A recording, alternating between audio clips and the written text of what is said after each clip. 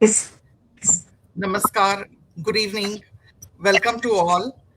Poesy Tales के 81वां that is 81st Poesy Tales के काव्य गोष्ठी में आप सभी का हार्दिक स्वागत है।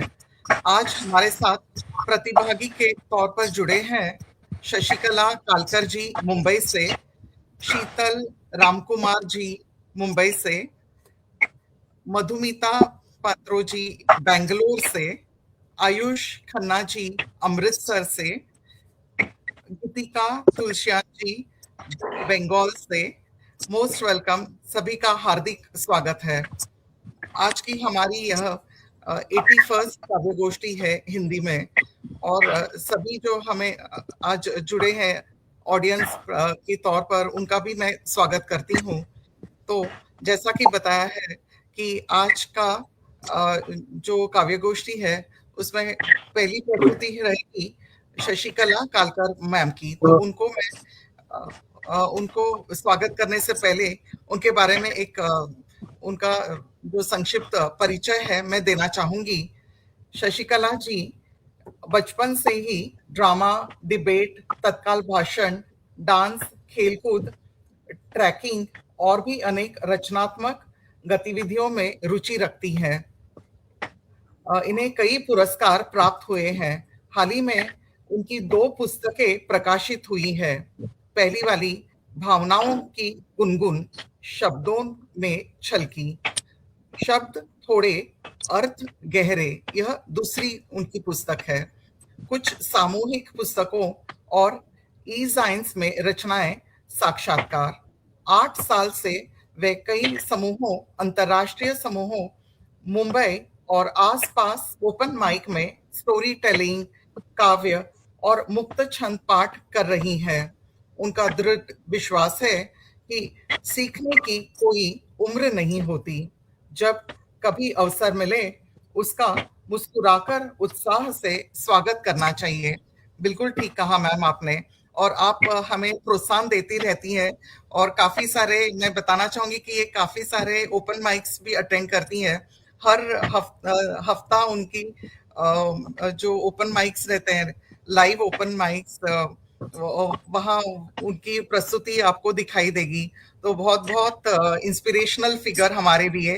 मोस्ट वेलकम, स्वागत है आपका शशिकला जी, आपकी पहली रचना प्रस्तुत करने के लिए। थैंक यू अनुपमा जी, इतना सुंदर परिचय देने के लिए। हालांकि इतनी काबिलियत तो नहीं है। सबसे पहले सभी श्रोताओं और उपस्थित कविजनों का मेरा नमस्ते सबको, और अनुपमा जी को और पॉजिटिव्स का बहुत बहुत धन्यवाद, आभार कहूँ तो, कि इतने अच्छे ओपन माइक्स में, स्टेज पर, मंच पर हमें बोलने का मौका देती हैं वो। मेरी आज की कविता एकदम छोटी है, और आपको जैसा मालूम है कि मैं मेरे 2 मुक्त छंद सुनाती हूँ शुरू से, तो वो मैं सुनाऊंगी, ख्याल, मुक्त छंद, और फिर मेरी एक छोटी सी कविता है वो सुनाऊंगी। एक तो अभी अभी लिखा है, शेयर भी नहीं किया है, पर इच्छा हो गई तो सुना रही हूँ। चांद, तारे, सूरज, भरे बादल अपनी अपनी ड्यूटी निभा लौट जाते हैं। चांद, तारे, सूरज, भरे बादल अपनी अपनी ड्यूटी निभा लौट जाते हैं। ऋतुएं भी यही कहानी दोहराती हैं। ऋतुएं भी यही कहानी दोहराती है। ए खुदा, ए खुदा, तूने हवा के साथ ही क्यों किया ये भेदभाव? उसका न कोई ऑफ न आशियाना, 24 घंटे बेचारी ड्यूटी पर। उसका न कोई ऑफ न आशियाना, 24 घंटे बेचारी ड्यूटी पर। और दूसरा है, आईना जो सबके चेहरे पर लगे मुखौटे दिखाने की काबिलियत रखता, आईना जो सबके चेहरे पर लगे मुखौटे दिखाने की काबिलियत रखता, भूल कर भी किसी ने इसमें चेहरा देखने की ख्वाहिश, भूल कर भी कोई इसमें चेहरा देखने की ख्वाहिश न रखता, भूल कर भी इसमें कोई चेहरा देखने की ख्वाहिश न रखता। Thank you. अब मेरी कविता है छोटी सी। कुदरत का करिश्मा, ये आकाश, ये इतना विशाल आकाश, ये भी कुदरत का करिश्मा ही है। तो सुनिए, ये नीला असीमित विशाल आकाश, ये नीला असीमित विशाल आकाश, कहीं भी जाओ हर जगह नजर आए, कहीं भी जाओ हर जगह नजर आए। दुनिया के हर कोने में ये हाजिरी लगाए। न इसका ओर न छोर न कोई किनारा, कितनों को रखे अपने साए में, कितनों को रखे अपने साए में, यानी अनगिनतों का पनाहगार एक अकेला, यानी अनगिनतों का पनाहगार एक अकेला, फिर भी नहीं से कोई गरूर, चांद सूरज तारे बादल बिजली पानी इंद्र धनुष और ग्रह, सारों का ये अपना बसेरा, तो किसी का भी कहीं बसेरा नजर ना आए, पर किसी का भी बसेरा कहीं नजर ना आए, किसी का भी घर दिखता नहीं है हमको आकाश में। रोज नित कितने रंग आकाश ये बदले, कभी सफेद कभी नीला तो कभी स्वर्णिम सुनहरा, कभी एकदम काला, कभी एकदम काला। शाम सुबह ये दुल्हन सा सजे, शाम सुबह ये दुल्हन सा सजे, ये रूप देखने से आतुर और तरसे, ये रूप देखने सब आतुर और तरसे। हमारा दिल है इसके आगे एक छोटा सा बच्चा बेचारा, हमारा दिल है इसके आगे एक छोटा सा बच्चा बेचारा, और यहाँ भी है एक विशाल असीमित आसमां, पर यहाँ भी है एक विशाल असीमित आसमां, छुपा है जहां असंख्य भावनाओं का पिटारा। कितना भी माने हम ईश्वर से ईश्वर के आभार फिर भी कम, कितने भी माने हम उस ईश्वर के आभार फिर भी कम, जिसने बख्शी हमें इतनी विशाल असीमित अनंत आकाश की छत, जिसने बख्शी हमें इतनी विशाल असीमित अनंत आकाश की छत, अनंत आकाश की छत। धन्यवाद। बहुत ही बढ़िया, बहुत बढ़िया रचना मैम। और प्रकृति पर आपने बहुत ही सुंदर रचना हमें सुनाई। वाकई में प्रकृति हमें इतना कुछ देती है और हमें भी उसका उसी तरह से ख्याल रखना चाहिए। बहुत अच्छा संदेश दिया आपने। सच में प्रकृति के सामने तो हम कुछ भी नहीं है, इतनी विशाल अपनी प्रकृति है और हम इतने छोटे से उसके सामने, लेकिन उसका ख्याल बिल्कुल रखना चाहिए। किसी को अभिप्राय देना होगा इस रचना पर? बहुत बढ़िया, बहुत बढ़िया। तो अब हम आगे की ओर बढ़ते हैं और अगली रचना सुनने के लिए मैं आमंत्रित करना चाहूंगी शीतल रामकुमार जी को। तो उससे पहले शीतल जी का परिचय दूंगी।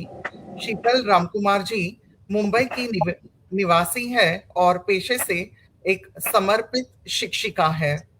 ज्ञान के प्रसार के साथ साथ वे जीवन के विविध आयों में सक्रिय भागीदारी निभाने में विश्वास रखती है। खेलों के प्रति उनकी विशेष रुचि उन्हें मैराथन की दुनिया तक ले गई, जहां उन्होंने अपनी दृढ़ इच्छा शक्ति और अनुशासन के बल पर अनेक पुरस्कार अर्जित किए हैं। हम काफी देखते हैं उनके पुरस्कार फेसबुक और इंस्टा पर, और वो काफी इंस्पिरेशनल पर्सनालिटी है। इन्हें रसोई कला एक प्रिय अभिरुचि रखते हैं। इन्हें स्वादिष्ट व्यंजन बनाना और अपने हाथों से तैयार भोजन के माध्यम से दूसरों के चेहरे पर मुस्कान लाना अत्यंत प्रिय है। वे अपने पाक कौशल से निरंतर नए प्रयोग करती रहती हैं और इसे सृजनात्मक अभिव्यक्ति का एक माध्यम मानती है। पाठन की शौकीन शीतल जी ने कोविड लॉकडाउन के दौरान लेखन की ओर कदम बढ़ाया। शब्दों के प्रति उनका यह लगाव धीरे धीरे एक रचनात्मक यात्रा में परिवर्तित हो गया। आज वे अपने विचारों, अनुभवों और संवेदनाओं को लेखनी के माध्यम से अभिव्यक्त करते हुए साहित्यिक सृजन में सक्रिय है। बहुत बहुत स्वागत आपका Sheetal ji, most welcome. Thank you so much Anupama ji, आप सबको मेरा नमस्कार। तो मेरी ये रचना दोस्ती के अनमोल रिश्ते को समर्पित है। गौर फरमाइएगा। तुम रूठ कर बैठ जाओ अगर, तुम रूठ कर बैठ जाओ अगर, तो हमें मनाना आता है। कहीं किसी बात पर रो पड़ो तो हमें हंसाना आता है। खुशी में कहीं झूम उठो तो संग तुम्हारे झूमना आता है। गुस्से में किसी से भिड़ जाओ तो संग तुम्हारे खड़े होना भी आता है। दोस्त है हम तुम्हारे, हर मुश्किल राह पे तुम्हें संभालते हुए संग तुम्हारे चलना आता है। अगर मुड़कर देखो कभी मुझे, पीछे नहीं अपने साथ ही पाओगे। दोस्ती जो की है उसे हर हाल में निभाना आता है। धन्यवाद। वाह वाह। बहुत ही लाजवाब। थैंक यू बिल्कुल सो मच। रूठ थैंक के यू। मनाने पर बहुत ही अच्छी रचना। सच में कई बार ऐसा होता है ना कि कोई रूठ जाए तो राह देखते रहते हैं कि कौन मनाने आएगा, कैसे मनाएंगे, मतलब वो जो रहता है ईगो वाला कि पहले मैं पहले आप वाली चीज बहुत अच्छी तरह से आपने प्रस्तुत की। थैंक यू कोई सो अभिप्राय मच। देना चाहेगा? Thank you so much. दोस्त होते ही ऐसे हैं कि पहले कंधे पर हाथ, दुख में, कठिन परिस्थिति में या खुशी में, दो दोस्तों का ही हाथ पहले कंधे पर होता है हर बात। बिल्कुल। तो अभी आगे बढ़ते हैं। आगे की हमारी प्रतिभागी है मधुमिता पात्रोजी, बेंगलोर से। तो उनका मैं परिचय देना चाहूंगी। वे बेंगलोर की निवासी है और पेशे से एक एनालिस्ट के रूप में कार्यरत है। संख्याओं, तथ्यों और विश्लेषण की दुनिया में कार्य करते हुए उनका मन साहित्य और सृजनशीलता से गहराई से जुड़ जुड़ गया। कविता लेखन उनके लिए केवल एक शौक नहीं, बल्कि भावनाओं और विचारों को अभिव्यक्त करने का सशक्त माध्यम है। पुस्तकें पढ़ना उन्हें नई दृष्टि, प्रेरणा और ज्ञान प्रदान करता है। अपने व्यस्त पेशेवर जीवन के बीच वे साहित्य के माध्यम से आत्मिक संतुलन और रचनात्मक ऊर्जा प्राप्त करती हैं। विश्लेषणात्मक सोच और संवेदनशील लेखनी का यह सुंदर संगम उनके व्यक्तित्व को एक विशिष्ट पहचान प्रदान करता है। कई बार जैसे मैं कहना चाहूंगी कि कई बार शब्द हमें सैर पर भी ले जाते हैं, चाहे वह परियों का देश हो या दूर गगन की सैर हो। शब्दों से बुनी माला कितनी खूबसूरत होती है, नाजुक पर मजबूत, कभी न टूटने वाली। तो सुनते हैं हमें मधुमिता जी क्या सुनाएंगी। स्वागत है आपका मधुमिता जी। धन्यवाद इस परिचय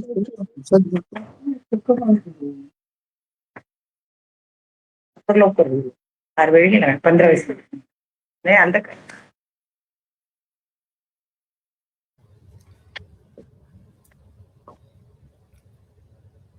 हाँ, आपकी पहली रचना शुरू कर सकते हैं मधुमिता जी। हाँ, हाँ वह जी। असीम है मेरी कविता का शीर्षक। वह एक नारी सिर्फ नारी नहीं, वह प्रेम का स्वरूप है, निडर अनंत प्रेम का रूप है। उसकी आंखों में हजारों सपने जलते हैं, जीतने के, पाने के और भीतर उठती सशक्त पुकार के। वह धरती है, वह आकाश है, वह शक्ति है जो हंसते हुए प्रेम करती है। वह असीम पीड़ा सह सकती है, वह परिस्थिति में स्वयं को थाम सकती है, समाज की हर बेड़ी तोड़ सकती है, भविष्य के अनगिनत रास्ते वह बना सकती है। कभी प्रेम में किसी की नजर से नजर चुरा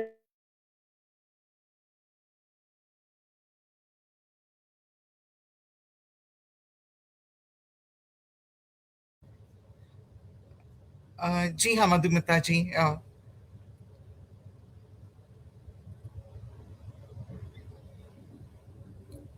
ऑडिबल है लाइन? जब कुछ भी नहीं यस। था तब भी वह थी, और जब कुछ नहीं रहेगा तब भी वह रहेगी। वह सीता का मर्यादा है, वह राधा का अधूरा प्रेम है, वह मदर तेरेसा की ममता है, वह प्रिंसेस डायना की करुणा है। दुनिया बार बार कोशिश करती है उसे रोकने की, थामने की, कैद करने की, नियमों, जिम्मेदारियों और बंधनों में, पर वह उड़ती है एक बाज की तरह आसमान की ऊंचाइयों में, स्वतंत्र और अडिग। वह अपने गर्भ की पूरे ब्रह्मांड में को समेटे रखती है। वह हर बार इस दुनिया को एक नई मुस्कान देती है। उसे कभी चुप नहीं किया जा सकता, वह तूफान बनना सीख चुकी है। उसे कभी कम नहीं आंका जा सकता।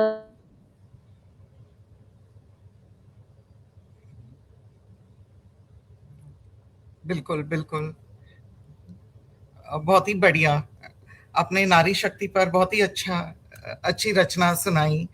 वह भटके तो भी खोती नहीं, वह झुके तो भी कमजोर नहीं होती। वह माँ है, वह संहारक भी है, वह गिरती है फिर उठती है हर बार, क्योंकि उसकी शक्ति किसी बंधन में बंध नहीं सकती। एक बच्ची होकर वह सपने देखती है बिना डर के, और एक नारी बनकर भी सपने देखती है डर को छू जानते हुए भी। वह अतीत है, वह वर्तमान है, और आने वाला कल भी वह असीम है। बहुत ही लाजवाब, बहुत ही बहुत बढ़िया। खूबसूरत। बिल्कुल। मधुमिता जी, बहुत ही अच्छी रचना। और सच में नारी शक्ति के सामने कोई भी शक्ति टिक नहीं पाई। नारी ब्रह्मांड है, सच में बहुत ही अच्छी रचना। और काफी सारी पहलू बताए आपने नारी के, बहुत सुंदर। ना, नारी तू सब पे भारी। बिल्कुल। नारी थी कल भी भारी, आज भी भारी, और मर्द कल भी थे आभारी, आज भी आभारी। बिल्कुल। अजय जी ने भी बहुत अच्छे कमेंट्स दिए हैं। सभी हाईलाइट नहीं कर पाए तो भी आप पढ़ लीजिए। अभी के लिए भी बहुत सुंदर सृजन बताया है अजय जी ने। अजय आज जी सभी की रचनाएं सुन रहे हैं और सभी को प्रोत्साहित कर रहे हैं। ये हमारे आधार स्तंभ है पोएजी टेल्स के। आज हम उन्हें मिस कर रहे हैं क्योंकि हिंदी हाँ, के हम वो गुरु है। उनके उनके गायन को भी मिस कर रहे हैं, उनको भी मिस कर रहे हैं, बहुत मिस कर रहे हैं। बिल्कुल। वो थोड़े आउट स्टेशन है तो आज जुड़ नहीं पाए, लेकिन उनका सपोर्ट हमेशा रहता है हमें। और काफी सारे अभी हम जो अभी ये सजीव प्रसारण कर रहे हैं उनके बदौलत ही वो लिंक तैयार रखते हैं हर महीने काव्य गोष्ठी शुरू होने से पहले। और हमारी सारी एडमिन टीम हर एक कार्य में सपोर्ट करती है। डॉक्टर सुबुही जी हिंदी इंग्लिश दोनों में अपने कार्यक्रम लेती हैं। रूपाली गोरे लाले जी वो भी तीनों भाषाओं में, जैसे कि आप सबको पता है Poesy Tales English Hindi Marathi तीनों भाषाओं में हर माह एक एक काव्य गोष्ठी करते हैं। और मुझे लगता है ऐसे 3 भाषाओं में करने वाले पोएजी टेल्स एक one of the rarest forums है जो कि लगातार पिछले 2 सालों से करते आ रहे हैं। And thanks to the support of all our members हम इस मकाम तक पहुंच चुके हैं और आगे भी बढ़ने के लिए आप सबका सपोर्ट चाहिए। फिर हमारे साथ इवन रश्मि पेठे जी हमारी एडमिन है, वो भी हमें सपोर्ट देते रहती हैं। मराठी के कार्यक्रम्स वो होस्ट करती हैं और काफ़ी सारे एडमिन जो फंक्शंस है उसमें सपोर्ट रहता है। तो एज सबको पता है कि कोई भी जो जर्नी रहती है वो किसी के अकेले से नहीं बन पाती है। जब तक सबका साथ हो सबका विकास होता है। तो इसी तरह पोएजी टेल्स भी आप सबके सपोर्ट से ही आगे बढ़ रहा है एंड थैंक्स टू एवरीवन। तो आगे बढ़ते हैं हम। जैसा अभी हमारे आज के अगले प्रतिभागी आयुष खन्ना जी अमृतसर से जुड़े हैं, तो उनको आमंत्रित करने से पहले उनका परिचय देना चाहूंगी। आयुष खन्ना जी पेशे से एक सॉफ्टवेयर इंजीनियर और शौक से कवि है। उनका जन्म 23 जनवरी को अमृतसर में हुआ था। उनका पालन पोषण भी वहीं हुआ। उन्होंने अपनी उच्च माध्यमिक एवं वरिष्ठ माध्यमिक शिक्षा अमृतसर से मानव पब्लिक स्कूल से पूर्ण की है। इसके पश्चात उन्होंने अमृतसर ग्रुप ऑफ कॉलेजेस से कंप्यूटर साइंस इंजीनियरिंग में स्नातक की उपाधि प्राप्त की है। आयुष जी ने अपने लेखन सफर की शुरुआत 17 वर्ष की इतनी छोटी आयु में शुरुआत की है। उन्होंने प्रेम शायरियां के माध्यम से की। बाद में 21 वर्ष की आयु में उन्होंने कविता लेखन की ओर कदम बढ़ाया। लगभग 4 वर्षों की अवधि में उन्होंने 200 से अधिक विषयों पर 400 से अधिक कविताओं की रचना की है। वेरी इंस्पिरेशनल आयुष जी। तो आपको स्वागत करते हैं पहली रचना आपकी प्रस्तुत करने के लिए। बहुत बहुत स्वागत है आपका।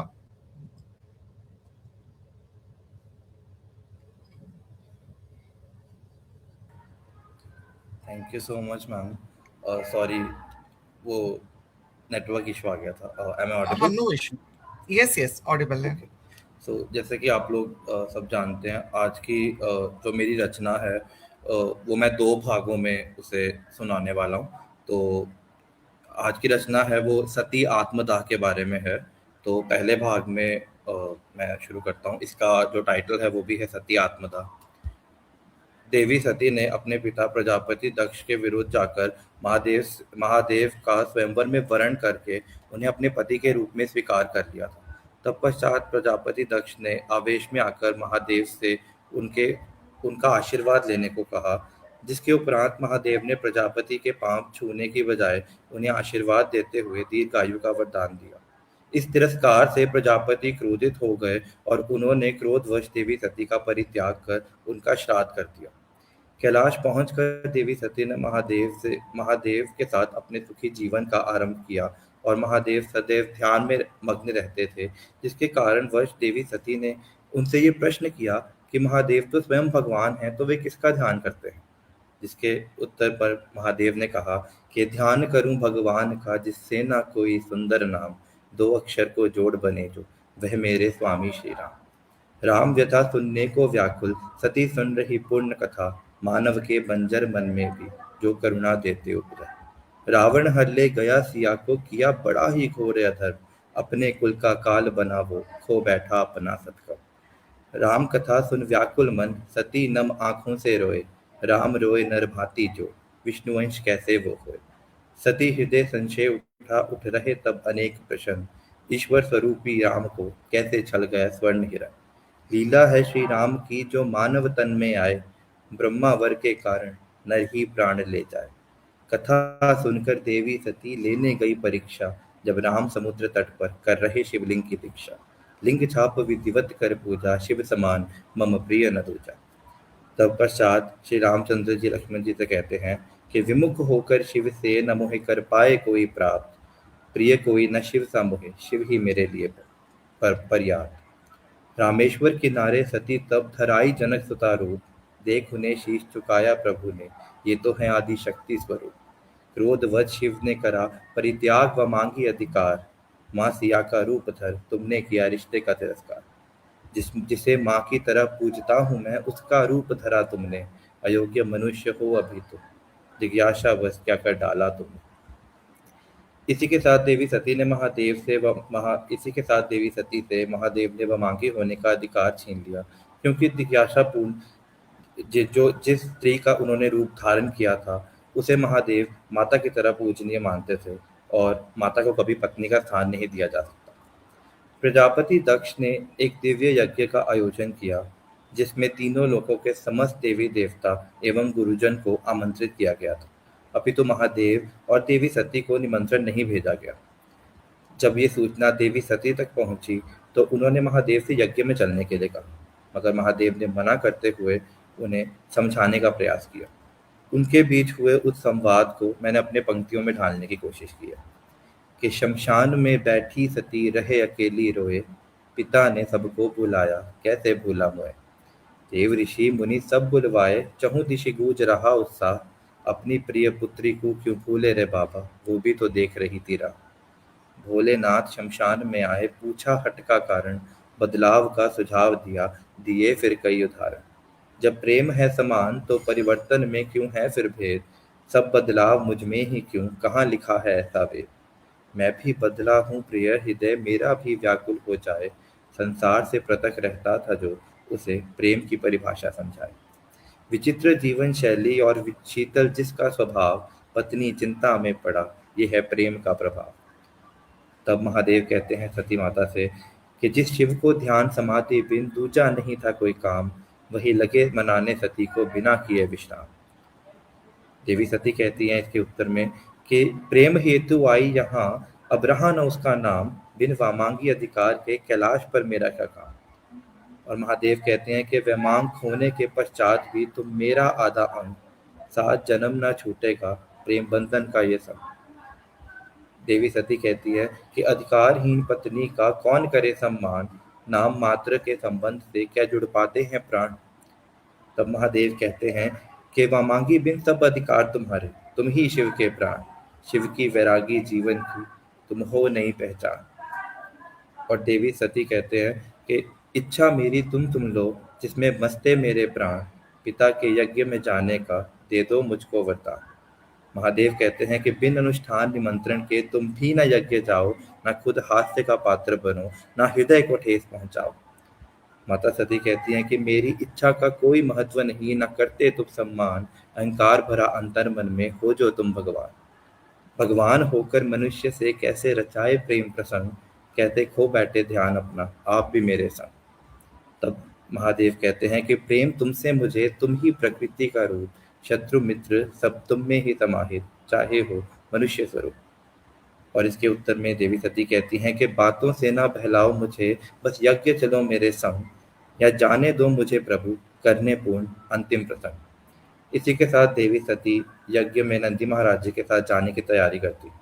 महादेव के बहुत समझाने, यहाँ तक कि स्पष्ट रूप में ये तक कह देने पर भी कि वहाँ जाकर देवी सती का अहित होगा, वे नहीं मानती हैं और उन्हें ये सौगंध देती हैं कि यदि वहाँ जाकर उनका अहित होगा तो महादेव उनका अहित होने के बाद ही आए। इसके आगे की पंक्तियाँ मैं अगले भाग में सुनाना चाहूँगा। Thank you so much. बहुत ही इम्प्रेशनेबल, बहुत ही सुंदर प्रस्तुति आयुष जी, और इतनी अच्छी तरीके से आपने वो प्रसंग बतलाया है कि आंखों के सामने वो चित्र खड़ा रहता है। बहुत ही सुंदर। और आपके बहुत सारे फैंस भी ज्वाइन किए हैं जिन्होंने अच्छे अच्छे कमेंट्स दिए हैं। अजय जी तो जुड़े ही हैं, विपिन कांबले मैम भी जुड़ी हैं, उन्होंने भी सराहा है। फिर और एक पिंक स्टूडियो रुद्रपुर, उन्होंने भी अनंत शुभकामनाएं दी हैं। प्रबलीन कौर जी ने बहुत को कहा है, रेखा जी जुड़ी हैं। बहुत अच्छा लगा, बहुत ही सुंदर। कोई अभिप्राय देना चाहेगा? बहुत सुंदर, इससे बहुत हमें सुंदर रचना। बहुत सुंदर। इससे हमें यह भी सीखने को मिलती है, जहाँ हमारा निमंत्रण ना हो वहाँ हमें बिन बुलाए नहीं जाना चाहिए, वरना अनादर ही होता है। अनादर होने की संभावना रहती है, मे भी ना ही हो, बट संभावना ज्यादा रहती है। बहुत।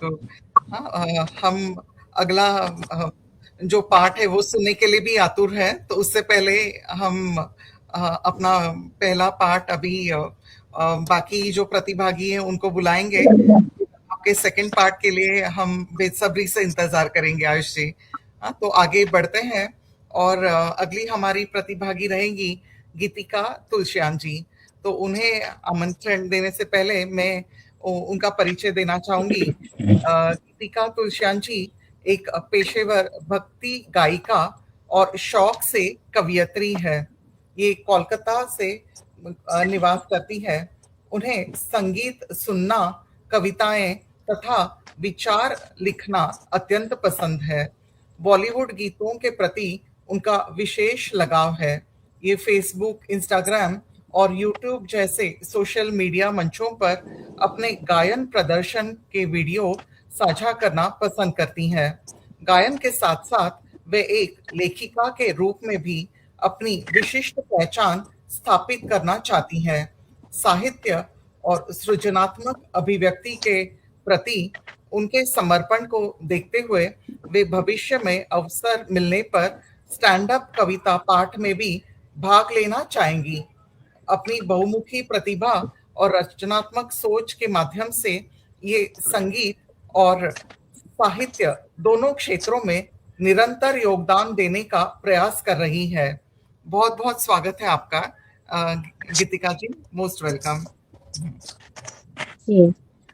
आज का जो मेरा कविता का विषय है ये उन महिलाओं को समर्पित है तो जिन्हें जीवन में बहुत कुछ करना था बट अवसर नहीं मिल पाया, लेकिन वो अब भी जज्बा रखती है कि शायद मौका मिले तो वो कुछ कर दिखाएंगी। इस कविता में कुछ मेरे जीवन से भी जुड़ी कुछ बातें हैं, तो मैं आप सभी के साथ साझा करना चाहूंगी। तो कहना चाहूंगी, तोता थी या मैना थी, जाने कौन चिड़ैया थी। तोता थी या मैना थी, जाने कौन चिड़ैया थी।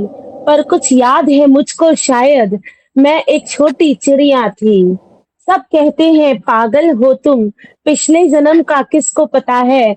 पर सपने में उड़ती थी, बचपन में मैंने देखा है। पंख पसारे फुर फुर उड़ती, कभी इधर तो कभी उधर। ज्यादा ऊंचा ना उड़ पाती, नन्ही चिड़िया नन्हा सफर। शायद ऊंचा उड़ना है अब, इसीलिए सब याद है मुझको। जो ना पाया उस जीवन में, अब वो शायद पाना मुझको। पर ये कैसी बंधन वाली दुनिया हर पल बांधे मुझको। बहू बेटी और माँ के नाते हर पल याद दिलाए मुझको। ये कैसे मैं कर सकती हूँ, वो शोभा ना देता मुझको। अच्छे बुरे की समझ नहीं है, सबने मिल बतलाया मुझको। घर की मलिका घर पर रहती, गृहस्थ का ताज पहनाया मुझको। क्या होगा कुछ नवीन करके, ये सबने समझाया मुझको। पिछले जन्म के सपने सारे, अब भी अधूरे रह गए सारे। सपनों की दुनिया मेरी, मुझसे ही क्यों रूठ गई। बचपन के वो सपनों की उम्र भी पीछे छूट गई। सपनों की वो रंग बिरंगी दुनिया फीकी पड़ गई। फिर कोख से जन्म ले बिटिया, धीरे धीरे बड़ी हुई। फिर बिटिया जब बड़ी हुई, उसमें सपना देखा मैंने। मैं ना ऊंचा उड़ पाई तो क्या, बिटिया मेरी उड़ जाएगी। अपने हक के आसमां की सीमा तय वो कर जाएगी। ऊंची शिक्षा दिला के उसको आसमां दिखलाया मैंने। अपने हक का सपना भी तो खुद को पूरा करना होगा। सपना पूरा करना है तो जन्म दोबारा लेना होगा। जैसी मिली है जिंदगी, अब चलो उसे पूरा कर ले। होई ही सोई राम रचि राखा, इस पर ही भरोसा कर ले। सपने, ओ सपने मेरे, तुम अगले जीवन मिल जाना। मुझको मिलकर खुशियां देकर मेरा मान बढ़ा जाना। सपना पूरा जो ना हो तो दिल टूट सा जाता है। कुछ करके दिखाने का हौसला फिर ना कोई कर पाता है। ये मेरे जीवन की कहानी, ये मेरी कही जुबानी है। इससे ना है किसी का नाता, ना ये तानाशाही है। सुनना और बताना, वक्त ने तुम पर क्या सितम ढाया। अलग अलग संघर्ष है सबके, सबकी अलग कहानी है। अलग अलग संघर्ष है सबके, सबकी अलग कहानी है। बहुत बढ़िया, बहुत ही सुंदर रचना। बिल्कुल गीतिका जी, बहुत बहुत ही सुंदर सुंदर रचना, बहुत अभिव्यक्ति। सुंदर रचना, बहुत मार्मिक और सुंदर। Thank you very much. और आपने चंद पंक्तियों में जीवन का सार बताया है, बहुत ही खूब, बहुत जी अच्छा लगा। जी। तो ये सभी महिलाओं को समर्पित, जिन्होंने कुछ करना था, कुछ कर ना पाई, बट अब भी मेरे जैसी, मैं हमेशा जज्बा रखती हूँ कि मुझे मौका मिले तो कुछ करके दिखाना है। बिल्कुल बिल्कुल। मैं भी आपकी लाइन में शामिल हूँ। मैं भी आपकी पंक्ति में ही शामिल हूँ। तो मैंने 70 मेरे एज मे, से शुरू किया। मेरे उम्र की सभी महिलाएं, जो मैं फील करती हूँ, मेरी आई थिंक 99% सभी महिलाएं वही फील करती होंगी। तो मैं ये मेरा सौभाग्य है कि मुझे अनुपमा जी का इंट्रोडक्शन करने मिला है आज। शब्दों को भावों का आकाश देना जिनकी पहचान है। शब्दों को भावों का आकाश देना जिनकी पहचान है। अनुपमा जी की लेखनी साहित्य जगत की शान है। Oh God. अनुपमा जी अपनी कविताओं से दिलों को छू लेती हैं। आदरणीय साहित्य प्रेमियों, आज के इस काव्य गोष्ठी में हमारे बीच मुंबई की सुप्रसिद्ध बहुभाषी कवयित्री श्रीमती अनुपमा खड़वट जी उपस्थित है। हिंदी, मराठी और अंग्रेजी भाषाओं में आपका सशक्त साहित्यिक योगदान रहा है। आपकी काव्य पुस्तक माई वर्ल्ड वर्ष 2016 में प्रकाशित हुई तथा वर्ष 2023 में आपको एशियन लिटरेरी सोसाइटी द्वारा श्रेष्ठ कवि सम्मेलन से श्रेष्ठ कवि सम्मान से सम्मानित किया गया। आपकी रचनाएं अनेक प्रतिष्ठित साहित्यिक पत्रिकाओं एवं काव्य संकलनों में प्रकाशित हो चुकी है। साहित्य के साथ साथ यात्रा लेखन में भी आपकी विशेष पहचान है। आइए हम सभी मिलकर अनुपमा जी का हार्दिक स्वागत एवं अभिनंदन करें। Over to you Anupama ji. Thank you so much Sheetal ji, इतने अच्छे परिचय के लिए थैंक यू। मेरी पहली रचना है थोड़ा है थोड़े की जरूरत है। जैसा कि मैंने बताया, हम पोएजी टेल्स में मंथली प्रॉम्प्ट्स रखते हैं, तो हमारे मेंबर्स ही एक आध शब्द देते हैं या फिर प्रोवर्ब देते हैं, तो उस पर बाकी मेंबर्स लिख के अपनी प्रस्तुति देते हैं। तो ऐसा ही टॉपिक दिया गया था कि थोड़ा है थोड़े की जरूरत है। उस पर कुछ पंक्तियां मैंने लिखी है। शुक्रगुजार हूं इस जीवन के लिए, हर एक नए सुबह के लिए, जो लेकर आती है किरण आशा की, शुरुआत होती है खूबसूरत दिन की। कभी समेटा हंसते हंसते मिली हुई खुशियों को, तो कभी गले लगाया हिस्से में आए दुख को।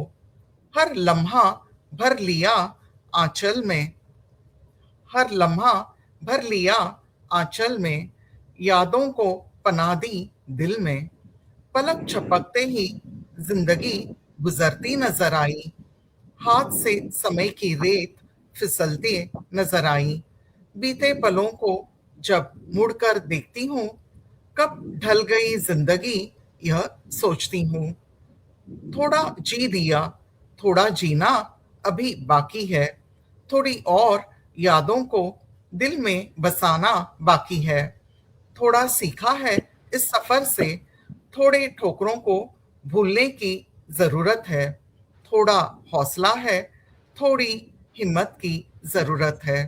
थोड़ा हौसला है, थोड़ी हिम्मत की जरूरत है। बहुत बहुत शुक्रिया सुनने के लिए। बहुत ही सुंदर रचना अनुपमा जी। आपको सुनना हमेशा अच्छा लगता है। बहुत सुंदर कविता, बहुत ही सुंदर है। बहुत अच्छा लिखी है। वो किशोर कुमार का वो गाना याद आ गया, थोड़ा है थोड़े की जरूरत है, जिंदगी फिर भी यहाँ खूबसूरत है। Thank you. तो प्रोग्राम में आगे बढ़ते हैं और मैं वापस बुलाना चाहूंगी शशिकला कालकर जी को। तो अगले राउंड में मैं हर एक प्रतिभा को बुलाने से पहले एक कुछ चंद पंक्तियां कहना चाहूंगी। जैसा कि आज का हमारा यह सफर, जो काव्य गोष्ठी का सफर है, वो शब्दों से जुड़ा है, तो शब्दों के ऊपर ही कुछ लाइनें लिखी हैं। शब्दों से हम सभी जुड़े हैं, शब्द न होते तो संवाद न होता। शब्दों से हम सभी जुड़े हैं, शब्द न होते तो संवाद न होता। व्यक्त करने का साधन न होता, व्यक्त करने का साधन भी न होता। तो आइए हम बुलाते हैं शशिकला मैम को अपनी दूसरी रचना प्रस्तुत करने के लिए। बहुत बहुत स्वागत है मैम आपका। Thank you. पहले पहले दो मेरे मुख पे छंद सुनाकर एक छोटी सी कविता है मेरी आज की भी। पहला है, इंस्टाग्राम गूगल इंटरनेट कर रहे थे अपना अपना बखान बढ़ चढ़कर। अचानक लाल निशान ने कहा, चार्जर बिन तुम सब हो वेंटिलेटर पर, चार्जर बिन तुम सब हो अब वेंटिलेटर पर। और दूसरा ये है कि हम बुढ़ापे में कितना, जवानी में कितना पैसा कमाने के पीछे पागल कहो कि व्यस्त कहो या जुड़े होते हैं, उस पर से खूब व्यस्त रहे जवानी में, काया पर नहीं पासबुक के आंकड़े बढ़ाने में। खूब व्यस्त रहे जवानी में, काया पर नहीं पासबुक के आंकड़े बढ़ाने में। देखो वही खर्च करने का वक्त आया बुढ़ापे में, सांसों की पासबुक बढ़ाने में। देखो वही खर्च करने का वक्त आया सांसों की पासबुक बढ़ाने में, सांसों की पासबुक बढ़ाने में। मेरी छोटी सी कविता है, चांद पर है। मुझे भी, हम लोगों को भी अलग अलग ग्रुप में जुड़े होते हैं तो वहां लिखने के लिए विषय आते हैं। ये जो जैसे अनुपमा मैम ने पढ़ा, उस पर हमने भी लिखी है कविता, थोड़ा है थोड़े की जरूरत है ग्रुप में। तो ये मेरी कविता है चांद। चांद पर हमको चांद का विषय दिया था, उस पर मैंने लिखी है छोटी सी कविता। अच्छा है चांद तुम हम सबसे दूर ऊपर रहते हो। अच्छा है चांद तुम हम सबसे ऊपर दूर रहते हो। ऊपर रहकर भी सारे जहान के रिश्ते निभाते हो। सदियों से तुम बच्चों के वावा हो। इश्क की दुनिया के तो तुम सरताज हो। रोते नन्हों को दादा दादी माँ बापूजी तुम्हें दिखाते, उन्हें थपथपाते। रोते नन्हों को दादा दादी माँ बापूजी तुम्हें दिखाते, उन्हें थपथपाते। करवा चौथ तीज पर तो तुम्हारा ठाट बाट मान न पूछो। ईद तो तुम्हारे दीदार बिना हो ही नहीं सकती। सब धर्मों से तुम्हें मानते, सब धर्मों में तुम्हें मानते पूजते, यानी तुम सद्भावना को, यानी तुम सब धर्मों के, फिर क्यों आपस में सब लड़ते लड़ाते, फिर क्यों सब आपस में लड़ते लड़ाते। तुम्हारी शीतल चांदनी में सबको मिलता स्वर्ग सुख। तुम घटते बढ़ते कभी कुछ दिन गायब भी हो जाते। तुम घटते बढ़ते कभी कुछ दिन गायब भी हो जाते। ऊपर रहकर भी सबको अनमोल एक सीख देते। ऊपर रहकर भी सबको अनमोल एक सीख देते। सब दिन होत न एक समान, बढ़ती घटती जीवन की अटल नियति। बढ़ती घटती जीवन की अटल नियति। फिर भी अच्छा है तुम ऊपर ही रहते हो। फिर भी अच्छा है तुम ऊपर ही रहते हो।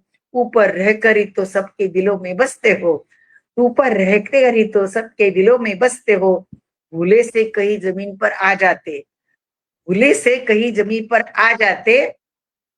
जात पात धर्म दंगों के झगड़ों में पिस जाते। धूल मिट्टी प्रदूषण तापमान से और न जाने कितने मैले दाग लग जाते। जात पात धर्म दंगों के झगड़ों में पिस जाते। धूल मिट्टी प्रदूषण तापमान से और न जाने कितने मैले दाग लग जाते। जिस रंग सौंदर्य पर सब फिदा, वो भी न टिक पाता। जिस रंग सौंदर्य पर सब फिदा, वो भी न टिक पाता। अच्छा है तुम ऊपर ही रहते बसते हो। अच्छा है तुम ऊपर ही रहते बसते हो। ऊपर रहकर भी तो हम सबके दिल में बसते हो। ऊपर रहकर भी तो हम सबके दिल में बसते हो। ऊपर रहकर ही तो हम सबके दिल में बसते हो। Thank you. बहुत ही बढ़िया, बहुत ही बढ़िया। और बहुत अच्छी बात कही मैम, सच में। मतलब प्रकृति इतना, जैसा आपने पहले भी कहा कि बहुत कुछ देता है, लेकिन हम उसे इन रिटर्न क्या दे रहे हैं? प्रदूषण दे रहे हैं। और सभी जगह पर तनाव जो चालू रहता है वो दे रहे हैं। तो बहुत बुरा लगता है कि हम इन रिटर्न प्रकृति को क्या दे रहे हैं। तो बहुत अच्छी रचना आपकी मैम, बहुत ही अच्छा संदेश दिया आपने। Thank you. तो कार्यक्रम में आगे बढ़ते हुए मैं बुलाना चाहूंगी शीतल रामकुमार जी को अपनी दूसरी रचना प्रस्तुत करने के लिए। उससे पहले एक चंद पंक्तियां।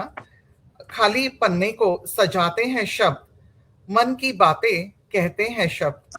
शब्द बड़े ताकतवर होते हैं, वे जंग के बिना भी जीत हासिल करा सकते हैं। वे जंग के बिना भी जीत हासिल करा सकते हैं। बड़ी, बहुत बड़ी, बहुत बढ़िया।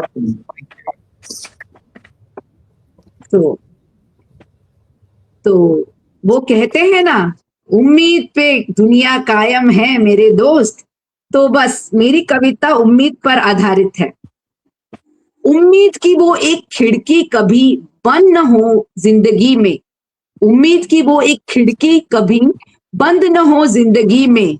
उसी राह से बाहर फिर चलकर आएगी। उसी राह से बाहर फिर चलकर आएगी। फिर से जिंदगी खुलकर मुस्कुराएगी। उम्मीद अपने संग हौसलों का संदूक भी भर कर लाएगी और तेरे सपनों को अपनी हिम्मत से सजाएगी। उस खिड़की के बंद हो जाने पर मायूसी अपना फन फैलाएगी। जिंदगी अंधेरों में कहीं खो जाएगी। तो जरा सब्र से उम्मीद की उस खिड़की को खुला ही रखना। आज नहीं तो कल वो तेरा सारा जहां चमकाएगी। धन्यवाद। सही बात है, उम्मीद पर तो दुनिया कायम है। जिसने उम्मीद न छोड़ी उसने पाया पूरा जहान। बिल्कुल। बहुत ही सकारात्मक रचना, बहुत बढ़िया बात Thank you कही so इसने much. और Thank उम्मीद you पर so much. दुनिया कायम है। यस। तो आगे के प्रतिभागी है हमारे मधुमिता जी। उनको आमंत्रित करने से पहले एक चंद पंक्तियां। कई बार शब्द हमें सैर पर ले जाते हैं, जैसा कि आज हम शब्दों पर ही सैर कर रहे हैं। कई बार शब्द हमें सैर पर भी ले जाते हैं, चाहे वह परियों का देश हो या दूर गगन की सैर हो। शब्दों से बुनी माला कितनी खूबसूरत होती है, नाजुक पर मजबूत, कभी न टूटने वाली, कभी न टूटने वाली। बहुत बहुत स्वागत है आपका मधुमिता जी। मेरी कविता का शीर्षक है राधे कृष्ण। मथुरा प्रस्थान के दिन कृष्ण राधे से कहते हैं, मैं हूँ बांसुरी तुम मेरी मधुर तान हो, मैं हूँ यात्रा तुम मेरी पहचान हो। मत करो विषाद मत बहाओ अश्रुधार, मैं हूँ सरिता तुम उसका निर्मल जल अपार। मैं हूँ सूर्य तुम मेरी स्वर्णिम किरणें हो, मैं हूँ कमल तुम उसकी मधुर सुगंध हो। मैं हूँ मन तुम मेरी स्मृतियों का संसार, हमारा प्रेम कभी ना होगा क्षीण, न समय न लोग न सीमाएं कर पाएंगी इसे लाचार। ये राधे मैं हूँ मोर तुम मेरा नृत्य मनोहर, ये जग कभी न तोड़ सकेगा हमारा प्रेम ही नृत्य अमर। मैं हूँ जीवन तुम मेरी प्रत्येक श्वास, मैं हूँ संपूर्ण ब्रह्मांड तुम उसमें स्पंदित जीवन का प्रकाश। मैं हूँ पवित्र शास्त्र तुम उनमें निहित ज्ञान हो, मैं हूँ ओम तुम उसकी दिव्य ध्वनि का गान हो। जब जब मेरी होगी आराधना तुम्हारी भी होगी पूजा, तुम्हारे नाम के उच्चारण में मैं भी बरसाऊंगा अपनी कृपा, क्योंकि मैं हूँ मंदिर पर तुम उसमें विराजमान देवी हो।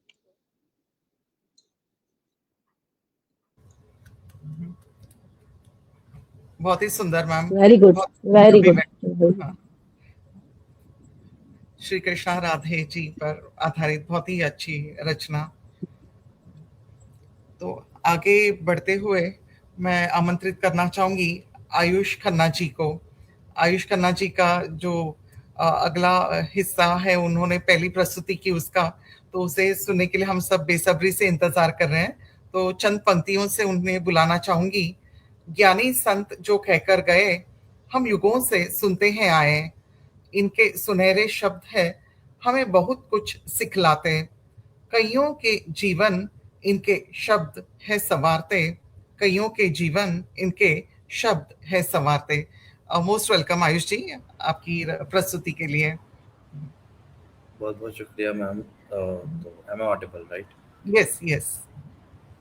तो अभी मैं अपनी कविता का अगला भाग शुरू करता हूँ। देवी सती महादेव प्रिय नंदी संग यज्ञ में पहुंची और जहां पर उन्हें द्वारपाल द्वारा रोका जाता है। ये देख नंदी उन्हें वापस लौट जाने को कहते हैं, मगर देवी सती द्वारपाल से विनती कर उन्हें मना लेती हैं और यज्ञ स्थान पर पहुंच जाती है। यज्ञ स्थल पर पहुंचते वहां जो भी बातचीत हुई उनके और दक्ष के राजा दक्ष के साथ उनकी जो भी बातचीत हुई और जो वहां का दृश्य था, उसे मैंने अपने शब्दों में ढालने की कोशिश की है। नंदी संग कैलाश से निकली, नेत्रों में थी स्मृतियां गहरी, यज्ञ स्थल पर पहुंचकर भी चौखट के बाहर वो ठहरी। पिताजी, नेत्रों से अश्रु झलके, मुख से कुछ कहा ना जाए, बोझल पल के शर्म से झुकी, लब भी रहे थे तब मुस्काए। मोड़ कर मुख सती से यज्ञ पर था ध्यान लगाया, न जानता कौन है चौखट पर जिसने पिता कहकर बुलाया। भरी आंखें खामोश लबों से बहनों ने जा गले लगाया, निष्ठुर पिता दया भी न आई जो कह गया बेटी को पराया। लौट आओ सती, लौट आओ, पुकार रहे शिव कैलाश पर प्रेम सहित, होनी को अब रोक लो, न देख पाऊं तुम्हारा अहित। बिन निमंत्रण आ गई था पितृ प्रेम अधीर, मेरे स्वामी को बुलवाओ भेजो निमंत्रण शीघ्र। दक्ष को समझाती सती छोड़े अपना अभिमान, पाप से बचाया तुम्हें न किया कोई अपमान। आशीष दिया था शिव ने न किया था अपयश, अपनी ही सुंदर कृति का कैसे करते वे चरण स्पर्श। मेरी विनती है पिता तुम भी सुन लो एक बार, महादेव का अपमान न करो तुम बारंबार। बारंबार संबोधन मत करो मेरा अपमान, मेरा तुमसे कोई नाता नहीं, न दो मुझे पिता का स्थान। ये सब सुनकर देवी सती अत्यंत हताश होकर वहां मौजूद सभी अतिथियों को समझाती हैं कि उनके पिता क्रोध में आकर ये सब कह रहे हैं, अपितु वे देवी सती से अतः प्रेम करते हैं और वे हमेशा ही उनकी लाडली पुत्री रही है। बात बहुत अधिक बढ़ जाती है, जिससे गुस्से में आकर देवी सती आत्मदाह का निर्णय लेती है। आत्मदाह के पूर्व हुए आखिरी संवाद को मैंने अपने शब्दों में ढालने की कोशिश की है। देवी सती वहां मौजूद सारे श्रोतागणों से कहती हैं कि सभा साधो रुष्ट न हो, वो मेरे पिता हैं, कोई अपराधी नहीं। पुत्री से क्रोधित न हो, किसी पिता का ऐसा हृदय नहीं। इच्छा विरुद्ध जाकर उनकी मैंने शिव का वरण किया, पुत्री हूं मगर आज भी उनकी ये संबंध क्यों तोड़ दिया। उनके कटु वचन भी कहते, कुछ तो स्नेह शेष यहाँ, क्रोध उसी पे आता है, प्रेम हो गहरा जहां। दक्ष प्रजापति की पुत्री मैं न यज्ञ भंग करने आई, विवाह उपरांत ललायत हृदय से पितृ प्रेम में खींची चली आई। लौट जाऊंगी कैलाश को मैं, जहाँ प्रेम और शांति का बसेरा था, बिन निमंत्रण आई यहाँ, दोष यही बस मेरा था। मेरे शिव ने कहा था मुझसे, मत जाओ वहां अहित होगा, किंतु पिता का घर समझ आई, सोचा स्वागत प्रेम सहित होगा। ये कहते ही देवी सती वहां से कैलाश की ओर प्रस्थान करने लगती हैं, मगर प्रजापति दक्ष उन्हें रोककर उनका अपमान करते हैं और प्रजापति दक्ष क्रोधित होकर उन्हें कहते हैं कि भांड से सीखी कला प्रस्तुतिकरण भी उत्तम है इसका, नीच व्यवहार करने लगे वो नीच स्वार्थी हो जिसका। हाथ जोड़ देवी प्रस्तुति आई प्रजापति के पास, क्रोध शांत करिए स्वामी, न उड़ाइए जमाता का उपहास। भगवान विष्णु के साथ ने मति भ्रष्ट कर डाली, घर के वे जमाता थे जिन्हें वो कह गया कपाली। मूर्ख प्रजापति क्रोधवश, जिसकी सोच भी थी घमंडी, आदर करना चाहिए जिसका, उसे ही कह गया पाखंडी। विचलन करने वाला मूर्ख पलायन जिसका स्वभाव, शमशान में बैठा रहे उस पे अपमान का क्या प्रभाव। इसके पश्चात भी प्रजापति दक्ष ने महादेव के लिए अवधूत, जंगली, अपवित्र, कपाली, भिक्षागण पर जीने वाला, पखंडी, अधनंगा, भिखारी, निर्लज, विदूषक, प्रपंची जैसे अत्यंत अपमानजनक शब्दों का उपयोग किया। देवी सती अपने पिता के मुख से ये सब सुनकर अत्यंत क्रोधित हो जाती हैं और अपने आदिशक्ति स्वरूप में आकर उन्हें अपनी वास्तविकता से अवगत करवाती है। आदिशक्ति स्वरूप प्रखर, ब्रह्मांड संचालित ज्वाला हूं मैं, सर्वभूतों की श्वास की तपन, सूर्य की किरणों का उजाला हूं मैं। ग्रह नक्षत्रों की गति मुझसे, कुंडलिनी शक्ति का हूं प्रमाण मैं। कैलाश की स्वामिनी, शिव का गौरव सम्मान हूं मैं। बन सुदर्शन विष्णु का, शत्रु का नाश हूं मैं। शिव के हाथ का त्रिशूल, काल से भी प्रचंड विनाश हूं मैं। मानव कल्याण हेतु अवतरित शिव की ही श्वास हूं मैं। जिसका परिचय तुम ना पा सके, पुत्री तुम्हारी खास हूं मैं। चाहूं तो इसी क्षण विनाश तेरा मैं कर जाऊं, पितृ हत्या का पाप कर कैसे कर्म बंधन में बंध जाऊं। न पुत्री किसी की मैं, ना ही किसी की बहना हूं। दक्षायणी होना अभिशाप मेरा, शूद्र पिता का कहना हूँ। मोह ममता देह संबंध सब आज यही विसर्जित है। इस देह से जुड़े संबंधियों को मेरा अंतिम प्रणाम समर्पित है। तेरे अहंकार के कारण ही मैं त्याग देह करने चली। शूद्र मस्तिष्क के स्वामी, देख पुत्री तेरी देह त्याग चली। रुद्र क्रोध की प्रलय का भाजन तुझको अब बनना होगा। तेरे इस दुष्कर्म का फल समस्त संसार को सहना होगा। पत्नी विहीन महादेव अब समस्त संसार चलाएंगे। जग रक्षा करने वाले का दर्शन भक्त कभी ना पाएंगे। इस तन को जनने वाली जननी को है प्रणाम मेरा। माता प्रस्तुति के चरणों में मेरा अंतिम वंदन घेरा। नमन कर शिव का तब वे अंतिम वचन सुनाती हैं। अपनी स्वयं ऊर्जा से खुद को भस्मीभूत कर जाती हैं। इसके पश्चात महादेव वीरभद्र और भद्रकाली के संगम द्वारा प्रजापति दक्ष का वध करते हैं और उनके सर पर अज का सर लगाकर उन्हें इस सृष्टि का संचालन करने को कहते हैं। तब पश्चात कई कल्पों उपरांत माता पार्वती संपूर्ण आदि शक्ति के स्वरूप में उनसे विवाह करती है। Har Har Mahadev. Thank you so much. बहुत ही बढ़िया, बहुत प्रभावी अपने माइथोलॉजिकल एपिसोड सुना, बहुत ही अच्छा लगा। और मतलब कहानी सुनकर मतलब आंखों के सामने बिल्कुल वो जो प्रसंग है वो आंखों के सामने आ रहा था। वेरी वेरी इम्प्रेसिव, बहुत ही अच्छा लगा। Thank you so much, thank you. तो आगे बढ़ेंगे हम, और बुलाना चाहूंगी गीतिका जी को। और तो उनकी प्रस्तुति सुनने से पहले कुछ चंद पंक्तियां ऐसी हैं। न कुछ साथ लेकर आए हैं, न कुछ साथ लेकर जाएंगे। हम लेखक पीछे अपने शब्दों का धरोहर जरूर छोड़कर जाएंगे। अपने शब्दों का धरोहर जरूर छोड़कर जाएंगे। तो गीतिका जी, आपको स्वागत करते हुए आपकी रचना जी सुनना चाहेंगे। जी बिल्कुल।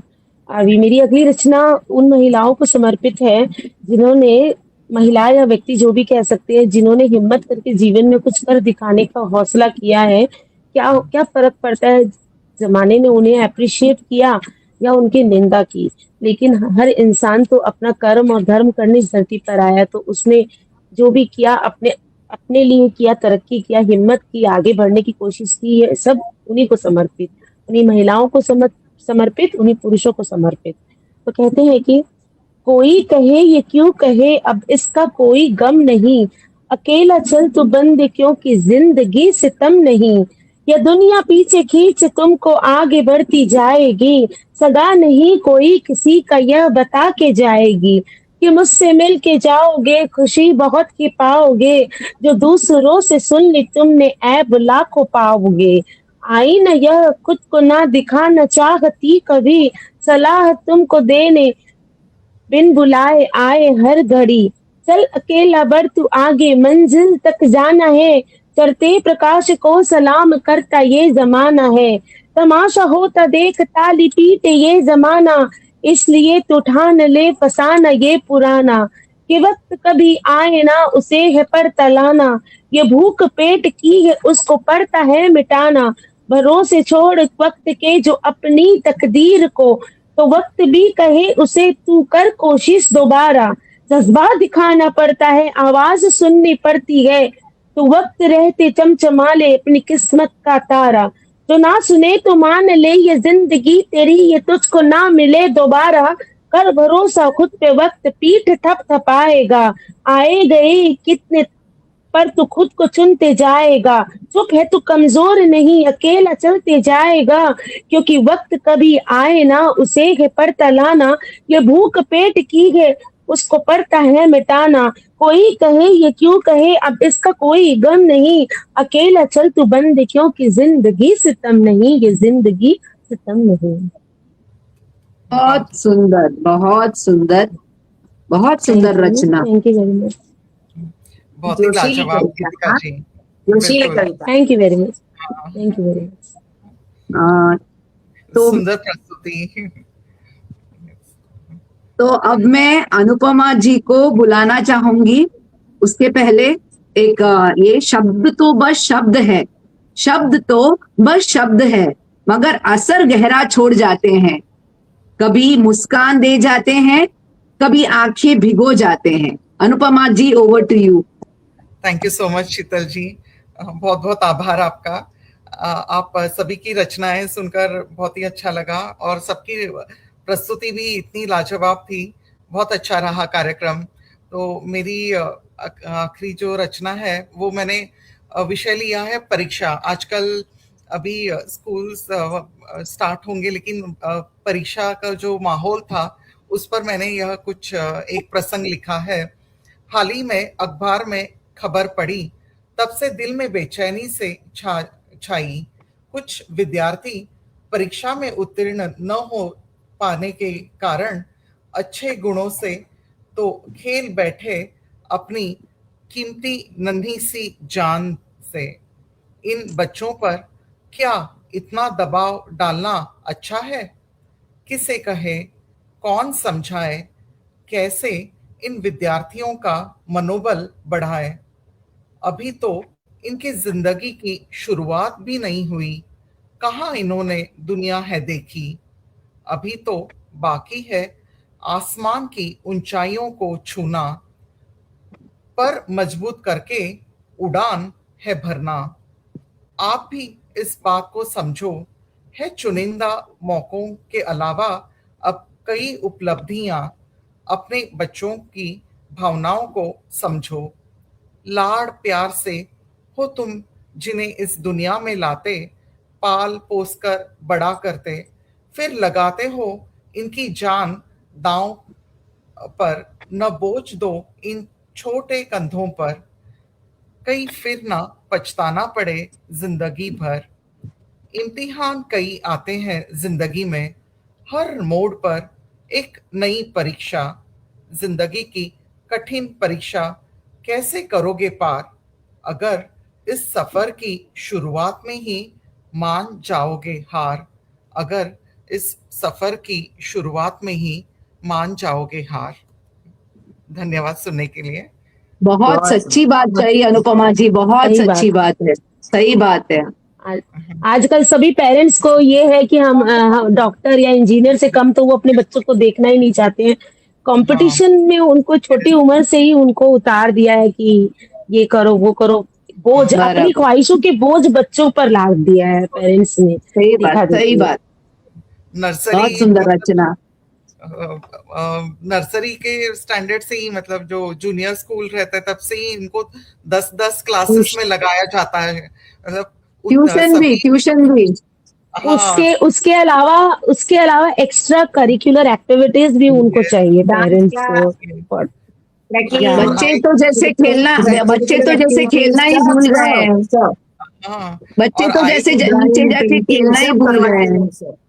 आए दिन कॉम्पिटिटिव एग्जाम्स, यानी कि पहली कक्षा से ही हर इतवार को कोई ना कोई एग्जाम रहती है। कभी इंग्लिश सही बात है। कॉम्पिटिटिव एग्जाम, कभी मैथ्स कॉम्पिटिटिव एग्जाम। यानी पहले जैसे बच्चे खेल कूद में अपना वक्त बिताते थे, वैसे अभी बिल्कुल नहीं दिखाई देता है। आइदर मोबाइल में बिजी रहते हैं या फिर पेरेंट्स खुद को फ्री रखने के लिए उनको क्लासेस में लगा देते हैं। तो बिल्डिंग का, हाँ, नहीं, बिल्डिंग की पूरी प्ले एरिया खाली रहती है, कोई नहीं जाता है खेलने शाम को, कोई भी नहीं जाता है।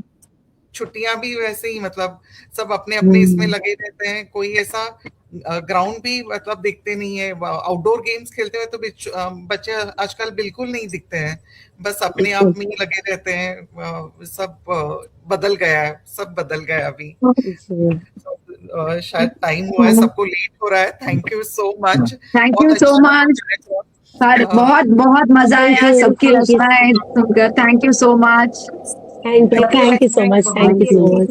Thank you. सुनने में मजा आया, फिर मिलेंगे। Yes, good thank you. Night. Thank you everyone. Good night. Good night.